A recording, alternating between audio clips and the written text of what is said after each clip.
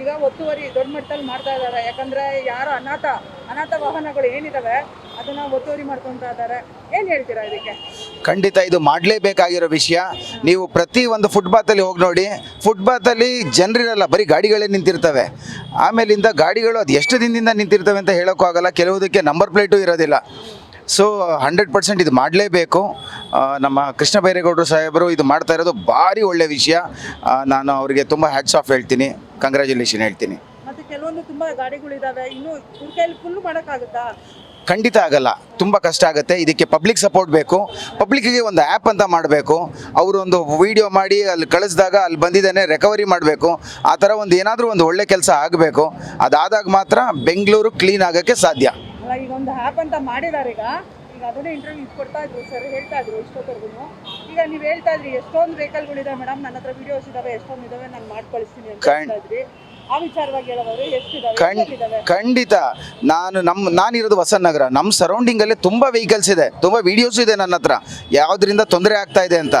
ಈಗ ಯಾವ ಆ್ಯಪ್ ಅಂತ ಗೊತ್ತಾದರೆ ನಾವು ಅದಕ್ಕೆಲ್ಲ ಅಪ್ಲೋಡ್ ಮಾಡ್ಬೋದು. ನಂತರ ಸಾವಿರಾರು ಜನ ಇದ್ದಾರೆ ತೊಂದರೆ ಅನುಭವಿಸ್ತಾ ಇರೋರು, ಅವರೆಲ್ಲ ಆ್ಯಪ್ಗೆ ಡೌನ್ಲೋಡ್ ಮಾಡ್ತಾರೆ, ಅಪ್ಲೋಡ್ ಮಾಡ್ತಾರೆ.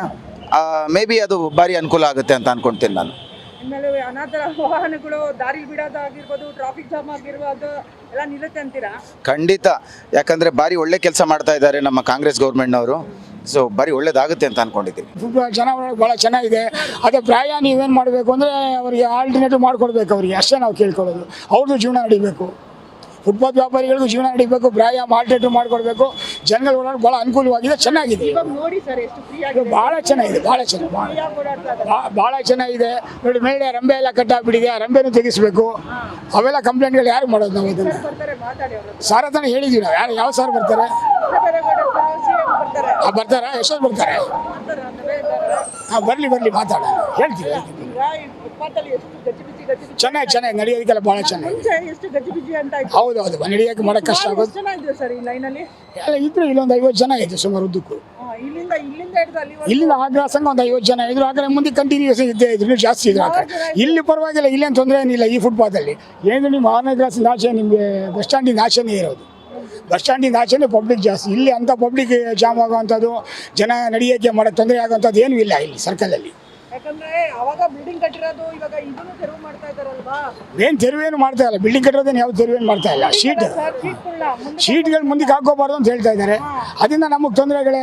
ಮಳೆ ನೀರು ಬಂದರೆ ಅಂಗಡಿ ಓಡೇ ಹೋಗುತ್ತೆ ನೀರು, ನಮಗೆ ಏನು ಮಾಡೋಕ್ಕಾಗಲ್ಲ. ಈಗ ನಾವು ಯಾರು ಹೇಳೋಣ? ಅದನ್ನು ಮಳೆ ನೀರು ಬಂದರೆ ಓಡೇ ಹೋಗುತ್ತದೆ. ಈಗ ಏನು ಹೇಳ್ತಾರೆ, ನೀವೆಲ್ಲ ಪಾಲಿಸ್ತಾ ಇದ್ದೀರಾ? ಸುಪ್ರೀಂ ಕೋರ್ಟ್ ಪಾಲಿಸಲೇಬೇಕಲ್ಲ. ಕೋರ್ಟ್ನ ನೀವು ಪಾಲಿಸ್ಬೇಕು, ನಾವು ಪಾಲಿಸ್ಬೇಕಲ್ವಾ?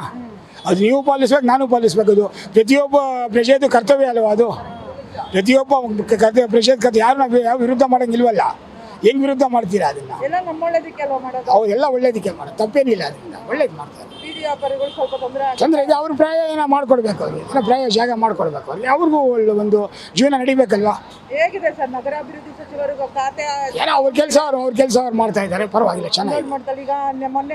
ಇದೇ ಥರ ಮಾಡಬೇಕು ಅವ್ರು, ಇದೇ ಥರ ಕಂಟಿನ್ಯೂ ಮಾಡಬೇಕು. ಫುಟ್ಪಾತ್ಗಳು ನೋಡಬೇಕು, ರೋಡ್ ನೋಡಬೇಕು.